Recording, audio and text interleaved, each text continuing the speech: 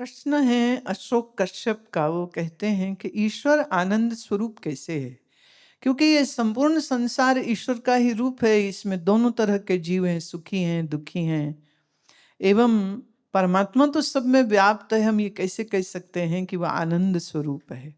हाँ, ऐसे जानो, जब हम सत्य कहते हैं तो वो सत्य स्वरूप परमात्मा क्या किसी एक जगह में सीमित है?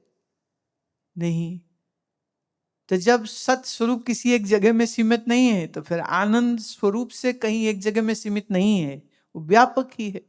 अब आप कहते हो कोई सुखी है, कोई दुखी है, परमात्मा तो सब में है, पर फिर ये दुखी सुखी क्यों? ये दुखी सुखी मन है।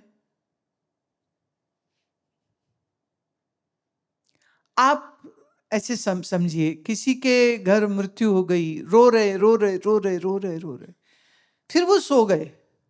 और अगर वो सो गए तब उनका चेहरा देखो, क्या उस समय वो दुखी लगेंगे? बल्कि भूल जाएंगे क्या नुकसान हुआ, क्या कौन मर गया, क्या बड़ी विपदा आ गई। नींद में गया हुआ जीव कभी भी न विक्षेप में होता है, न दुख में होता है, न पीड़ा में होता है। जैसे ही नींद खुलती है और मन जागृत होता है, सियापा शुरू। तो दुख सुख की अनुभूति मन के तल पर है, पर इस मन का बेस कौन है? वो बेस तो आनंद स्वरूप है। इसलिए संतों ने कहा, अगर आप मन के मूल पर चले जाओगे तो वहीं आनंद ही मिलेगा। तो ध्यान, मंत्र आदि, प्राणायाम आदि, धारणा ध्यान आदि, ये सब करके हम अपने ही इस मन के मूल को ही तो खोज रहे हैं। कौन है इस मन के मूल में?